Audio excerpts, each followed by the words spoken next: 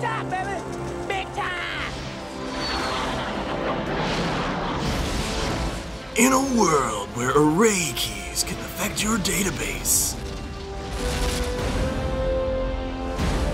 two men. Somebody down 911! What hit us? Small asteroid fragments. This morning. How big were those? Those were nothing. The size of basketballs and Volkswagens. This new one you're tracking, how big? It's the size of Texas, Mr. President. And Shane. It's what we call a global killer. The end of mankind. Half the world be incinerated by the heat blast, and the rest will freeze to death in nuclear winter.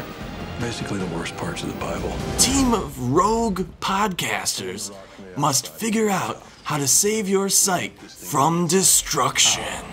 We drill. We're bringing the world's best deep core driller. The United States government has just asked us to save the world. We're talking about space, right? Outer space? This is like deep blue hero stuff. I'm there. I'm with you. Beam me up, Scotty. I want all of you listening to know that everything that can be done to wage this terrible battle is being called into service. May we all see these events through with the courage worthy of this challenge. All right, Fletcher. We're going. Okay, gentlemen. You're warriors up there. You're already heroes. Just sit back and enjoy the ride.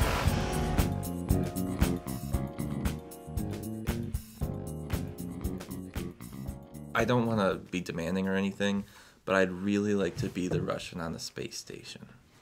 Oh, does he survive? No, he dies. Oh, he I think. died. No, wait, maybe he does survive. I don't remember. I think that's fair. You could play Russian pretty well. Yeah, he just has one line that I think is amazing in that movie.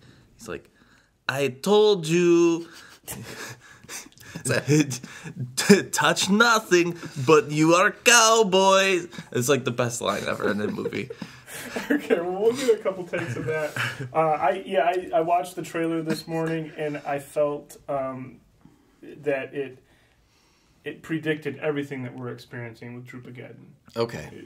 So, but anyway, today is October 30th. This is the second episode of Hooked on Drupal, and I am joined again by Chris Keller and Brad Shizyak.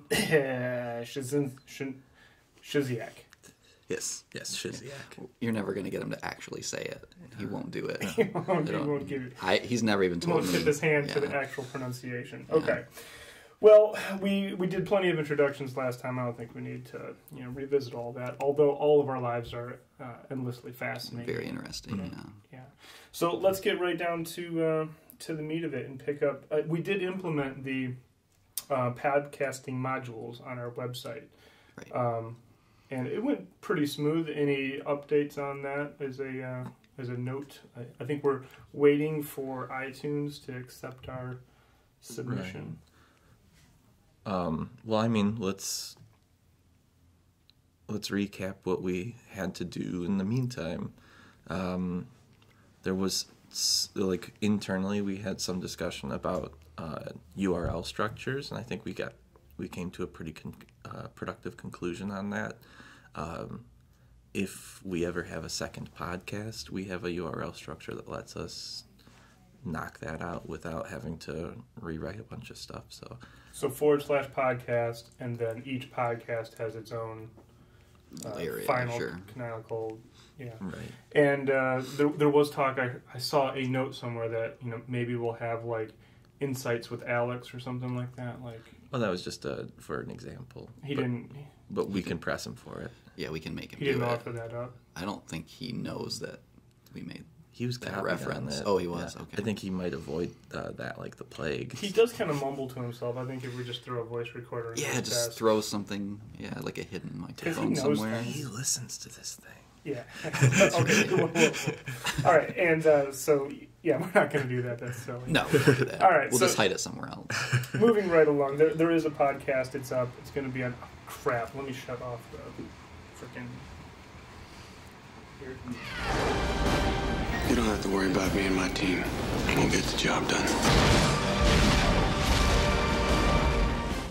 If you know anything about early 50s space flight, they were used. I do. Yeah. Yeah. They were testing a rocket wherein there's like a payload of nuclear bombs, and then there's like a very strong plate at the bottom, and they would drop a nuclear bomb out the bottom.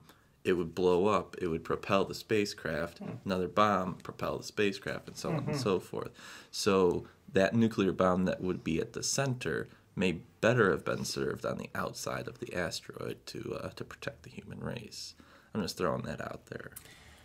I'm glad that you covered that, and in such detail, even down to the propulsion physics. I do believe there's going to be a lot of analogous commentary on Drupageddon.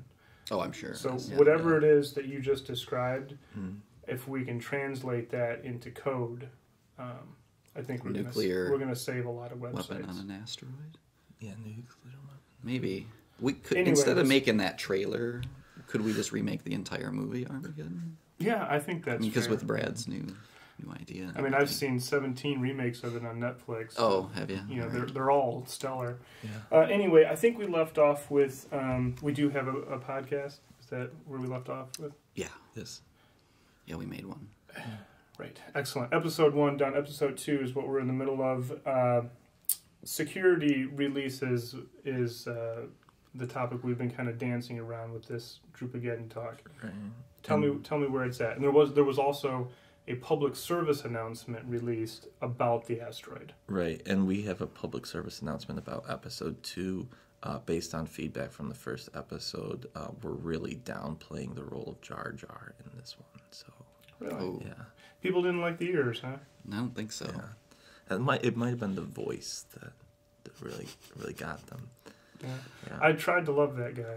Yeah, Really. you can't do it. I do have this side project where it would be a Jar Jar Binks film festival where you would redo other films just with Jar Jar Just characters. put him in there. Yeah, like Pulp Fiction. Or with Jar Jar. Armageddon. Or Armageddon. Who would Jar Jar play in Pulp Fiction? Well, you could do either way. You could do, I mean, just it would probably just be scenes that you would replace him in. I think Christopher Walken or the Gimp. Those would be good. Anyway, I digress. Okay, so back to the security release and the public service announcements pertaining to. Right. So they sent out another. Well, we thought it was another core vulnerability, but it was just an update on how bad this thing really was, and they included some steps on how to check your site and how to fix it. And their idea, like the ultimate fix, was to just restore a backup, because that's how bad some of these sites were compromised. Yeah, we're talking about one line of code that ends in a pretty wide hole in your site. Mm-hmm. And then the full site backup replacement is basically, we don't know how far in someone could have gotten. Is that right? Right, yeah, they recommend if you didn't update by 7 p.m. Eastern on last Wednesday to go to do a restart from some snapshot that you have before then. Because even if you apply the patch, if somebody has gotten to your database, then they probably have the ability to muck with your site as it is. And replacements here, if you guys run into anything that is especially problematic in applying the patch, I mean... It's been pretty smooth, and we got on it pretty quickly for most everyone, so... Yeah, we had a kind of a jam session where we were trying to figure out some of the more efficient ways to go about it. So we had little shell scripts and things. A couple of our clients got it directly into their repos within minutes of the security announcement, whereas during our session we were just applying the patch, because those were clients who have hosting with us but don't necessarily have a support package, so we don't maintain their repos that way. Right. And this would be a great opportunity to do a shameless plug for Drupal Care. I don't think we need to go there. I mean, we know that everyone kind of wants it. They want the Armageddon astronaut team to be on the space shuttle headed there without having to call them. Yeah. That's pretty, yeah. Well, so the security release, as far as all the announcements, they're basically just reiterating this is the real deal. Yeah. Fix this thing. It was kind of a relief later in the afternoon when 4 or 5 modules had vulnerabilities. It was like, oh, okay, core. No. Yeah. Something else. And any thoughts about, we did have a discussion last time about naming conventions for such disastrous events and vulnerabilities. Do you think it's warranted? I mean, is this the big one? Hope so. Something to be excited about, right? But we called it. We knew that there was a code name. There was going to be a code name. Yeah. Really wish that we had gotten in on the ground floor on that, because we've got Drupageddon and Drupalgeddon, as you were talking before the episode. I think in just terms of geddons, it would make a lot more sense because it had to do with array keys to be Array-mageddon. I think that sounds a lot more Armageddon-y, and so I think that just works. But that's just me. Hey, I don't make the rules. It's a good one. Yeah. Takes the focus off of Drupal. Yeah, that too. Yeah, I mean, if we're gonna disparage someone with a nasty, scary name, and you know what? Bad guys. You make a good point. Heartbleed doesn't mention SSH or SSL. Yeah. And Shell Shock doesn't mention Bash. So yeah, calling it Drupageddon is really just putting a focus on our software. Pretty poor marketing decision at that level. Yeah, I don't think the marketing team was in charge of coming up with the name. The vulnerability. But, that's tough. It's kind of like, what was the when the Ford Explorer had the tire blowouts? Oh, the Exploder Gate. Exploder Gate. I mean, I don't think there was a Ford exec going, look, we got to get everybody. Let's get Ford in there somewhere. Let's get the public aware. Yeah. If we take the name of our flagship vehicle and turn it into a disaster. Yeah. Then. That's not the name of their flagship vehicle. It was called the Bronco 2. Okay, so perhaps then this is just a little bit of feedback, and maybe this could contribute back to the Drupal community, establishing a naming convention for vulnerabilities going forward. If we name them after, Pinto vehicles and the like, I mean, I think that would kind of divert focus, but also give you some catchy phrasing. And what was the approach? I think it's patented for some of your other projects. A dirtiness. Right. Level of dirtiness and a large jungle cat. Yes. Prefix with code name, right? Yeah, it could be code name, operation, project, whatever that, like, word that means, like that kind of word. Yeah, but that's more of a covert ops. I think that's what you named the plan to fix the vulnerability. Yes. Gotcha. Yeah. Understood. Okay, well, let's get past the shock and awe scare news. Tell me about something hopeful and good. Tell me about your new revelations or expectations for Drupal 8, or something new that you've discovered since our last discussions. Do you have anything? I'm we have to have something hopeful. Or back to your childhood, like a moment of sunlit tricycle driving or something. Well, sure. Tomorrow we're having a pagan holiday celebration here in the office. Right. Yeah, and so I stopped by my parents' place to get some photos of myself in old costumes, and we were looking through the albums, and your mention of tricycle brings this memory forefront into me. There was a picture of me in one of those. I think it's Play School brand. It's the 4-wheel car, and it's got the 2 handles on the side and the pedals. And all plastic. All plastic, yeah. And once you wear down the tires just a little bit, it turns into a drift car. And, I had a lot of fun on that thing as a kid, so yeah, I'll give you that hope. Yeah, I mean those. Can we post that picture? Yeah, I left notes? that. I left that at home. That'd be I'd have good. to wait a little while to get it. We could reenact it now. I mean, Could we find one of those? we just got to find a larger one. Yeah. Because you've grown. I'll squeeze you've grown into since then, I imagine. Slightly. Yeah, I was only 5'11" when I was 4. Oh, okay. Yeah. No, Brad, you've also been working on some pagan decorations here as well. Could you just show off one of those? Sure, I'll do the little one because it's easier to lift. This is one that my girlfriend made, and we exchanged small pumpkins. She said that this one reminded me of the face that I make when I'm kind of doing something wrong or awry or something like that, like that side smirk. So that's the thing. So that's the coy smirk pumpkin. Nice. Yes.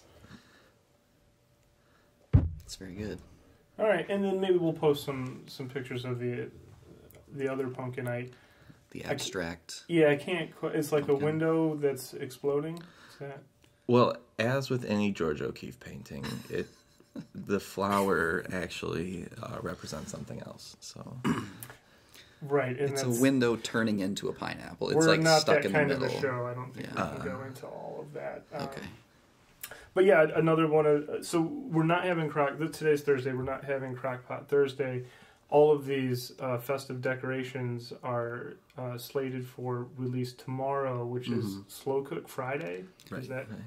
I've been calling it Potluck Friday. Yeah, it's kind of because everyone's just kind of bringing something in. What's the difference between slow cook and I'm new to this whole thing. Sure. And this goes back quite a ways. Months and months. Yeah, this was last year at some point. Years and years. Yeah, I had said that I would do a CROCKPOT Thursday, and then did not deliver, and it was not received well.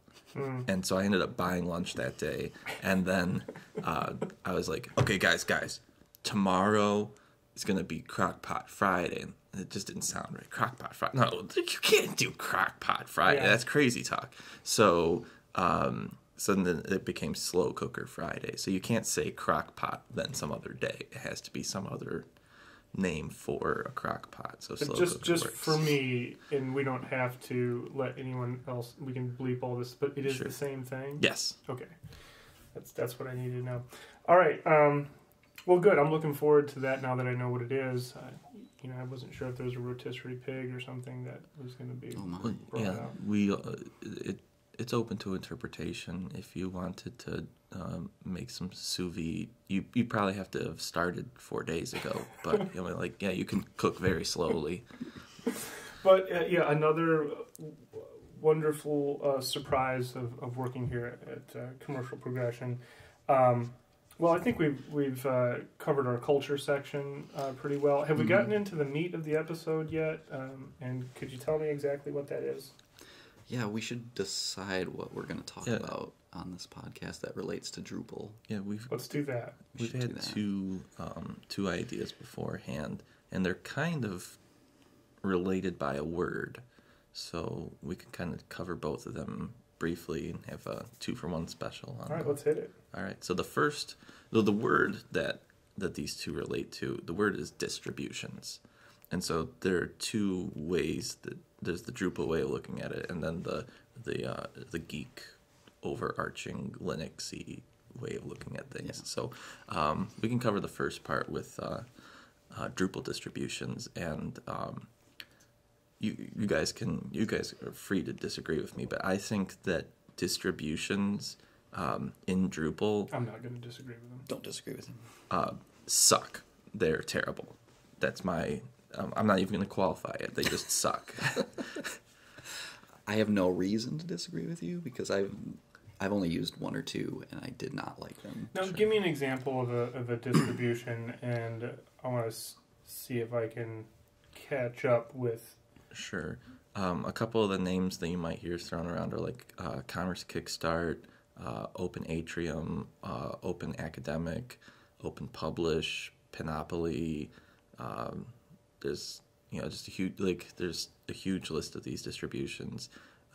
If you go to Drupal.org and you look at the distributions that are listed, the top two only have single thousand installs, where if you go to a popular module or something like that, then you're looking at tens or even hundreds of thousands of installs. So these aren't strongly popular things. I think there are reasons for that. Okay, so, and I understand. Okay, I think I'm catching up a little bit. And I came from the Joomla side of things. Excuse me. It's not a dirty word. You can say it here. Some congestion or something. But anyway, a lot of times people would package up a collection of favorite extensions, put a template around it, and some little connecting style sheets, and release that. But you spent so much time unnoodling what someone else had done in order to make your site do what it really needs to do, that it more often than not, it was easier just to build it from the ground. Yeah, and I think that's exactly how we feel about Drupal distributions. If it's going to do exactly what you want out of the box, then use it. But if you need to customize it, it's really difficult to do. And that's kind of an architectural thing. It's like, if it does too much, it's probably not helping you. Yeah. But if it's easy to backtrack on the things that you don't want it to do, then that's fine and it's powerful. So it's in combination with other things that are to the detriment of distribution. So custom code that's very site specific makes things hard to extend upon or to disable features or things like that. And then, features. So we use them extensively in-house, and a lot of distributions use features.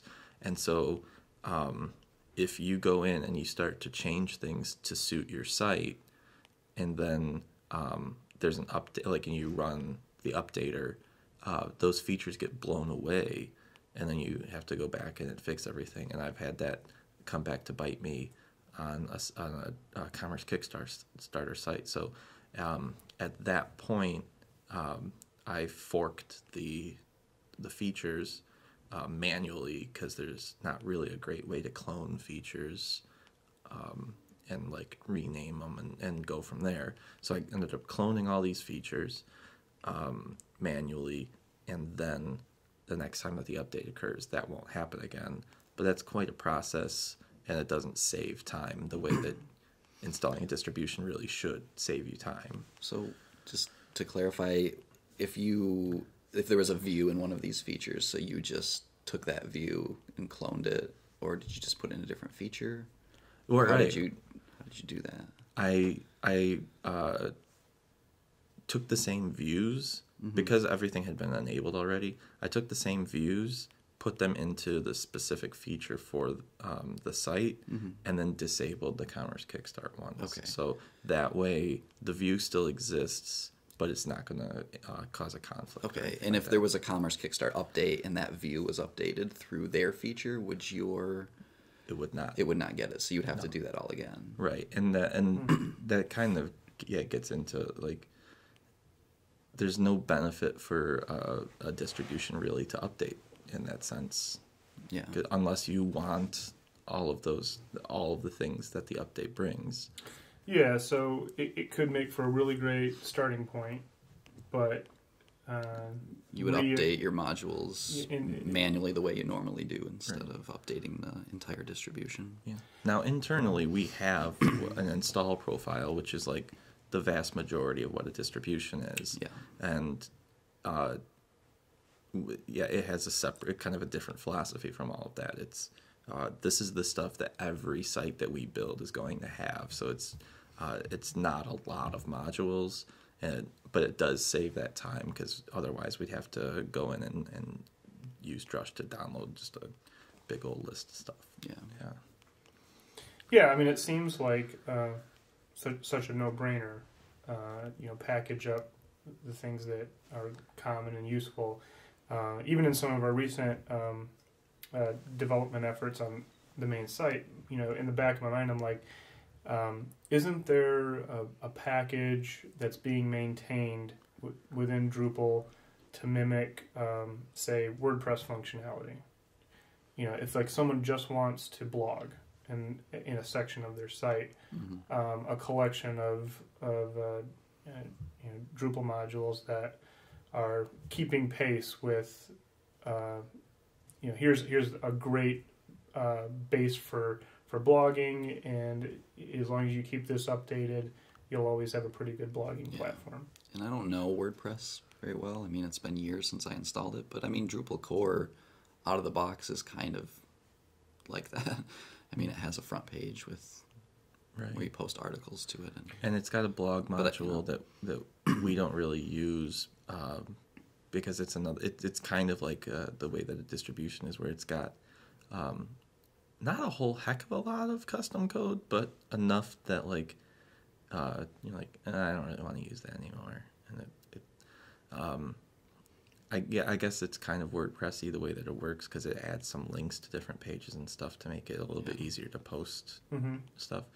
But in this kind of going into Drupal 8 world thing that we have, putting that stuff into a block makes a lot more sense than trying to hard code it into the main page content. Just hold on! Go back for the other team! Matt, get in here! Okay. Yeah, and I'm just, I'm thinking about, bloggers that come from especially like a WordPress.com environment.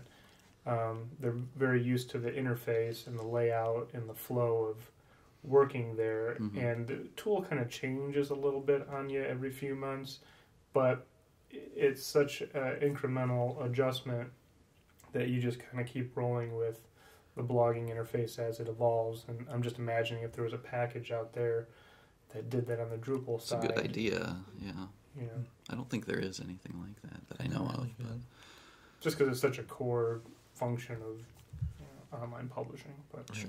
Well, I'm not all that familiar, the same as Chris, with where WordPress has gone. But it seems like on the front end, a whole bunch of different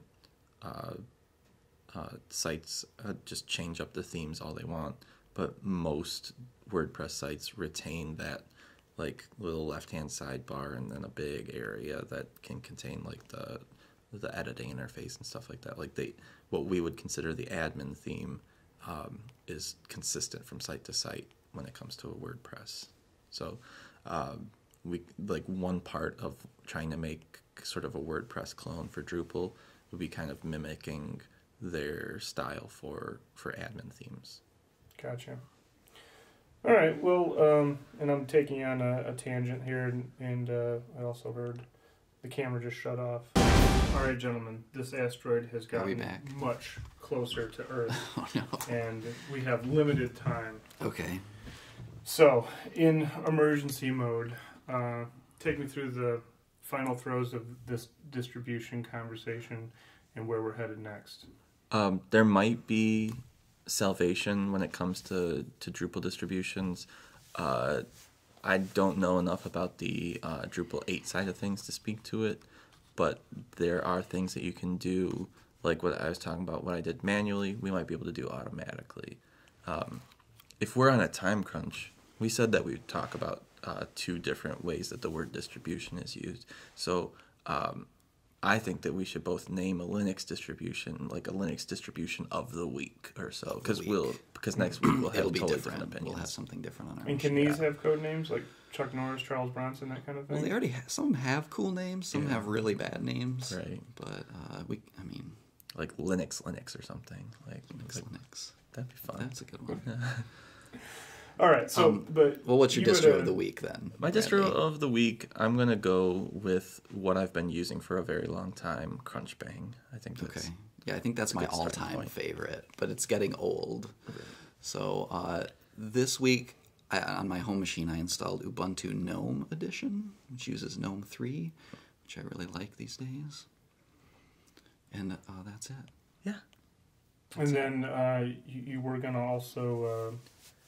Comment on people like me with I got some sort of national park running on my computer here. It's pretty nice. Well, yeah, Chris, you observed something at DrupalCon. Yeah, so at DrupalCon we noticed a lot of the people at the sessions were using Macs, And while we don't have anything particularly against people that use Macs, we're just wondering why people use Macs and not Linux to develop Drupal on.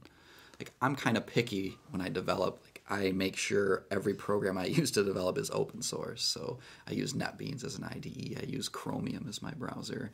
I use Inkscape and GIMP for any like photo editing stuff that I have to do. So I'm really picky about that. I know not everyone is like that. But just curious, it seems harder to set up a dev environment on a Mac to me. Maybe people are just comfortable with it, or they like that they can use Photoshop, or I don't know what the deal is, but I'd like to know. Yeah, if anybody can shed some insight on that, I mean, the one other thing on that is just hardware. I really like a nice aluminum box. Yeah, they're very pretty, and they're very fast, and they're nice machines. They seem to be pretty stable. I mean, I was a long time PC. I built every computer that I used for years, and then this was the first Mac I ever bought, and I went to buy a Ultrabook, and it was about the same price. Mm-hmm. Yeah. And then I had started using the Mac at work, and I felt like I had much fewer moments of being bugged about updates and stuff. So the user experience was better. Sure, and I definitely agree that a Mac is much better than a Windows machine. Yeah. But we can all agree that we can all agree that Windows is at the bottom. Well, and I think I mentioned, I came in from more the design side of things, and I wasn't much of a open source purist. Coming in, I was, whatever works, and this open source thing works, and the marketer side of me is like, how do I spam people the fastest, and, whatever tool gets me there. You gotta spam people. Yeah, it's important. Yeah. And people say they don't like it, but they do. They like a little nudge every once in a while. Sure. All right, I don't want to digress because we're running out of time. The battery on the space shuttle is almost out. Okay. We need the rest of it to plant the we have to get the nuke. Well, and now we know that we just need to divert its path, so a surface nuke is going to be fine. This much battery should be fine for that. Yep, and we could have a new moon. Next time, when we're on the asteroid, we can discuss how successful our attempt was. With any luck, by next week, this whole Geddon thing will be old news, and we will move on to a new movie to pretend that we're playing it. Okay. Very good. Okay, so the Michigan Drupal meetup is coming. I did repost Brad's itinerary of topics. But I'm still brining. He's still brining. Well, very good. We'll put definition for that on the blog post. Any new recipes going to be out there? Oh man, I could reveal my my goulash recipe, which is very basic, and I'd like to share with the world. Stay tuned. I will also bring you the recipe for the dish I'm bringing on Friday, which, as of right now, will be crescent rolls from a can. Boom. I don't know what else there is after one ingredient. After you've experienced that culinary masterpiece. So yeah, come for the Drupal, stay for the eats and treats, and 'tis the season to enjoy your pagan treats. Is that a pagan dish that? I'm sure that we'd have to ask them. I don't know. I'd have to find like a frolicking circle in the woods and track one down and be like, what do you think about crescent rolls, man? And be like, yeah, Patton Oswalt has a great bit on the Lucky Charms and the marshmallows and how they are pagan and Christian symbols. It's very hilarious. Oh, we're broadening our discussion. And with that, there's probably there's going to be music over the top of this. You could cut that out, I imagine. You don't have to worry about me and my team. We'll get the job done.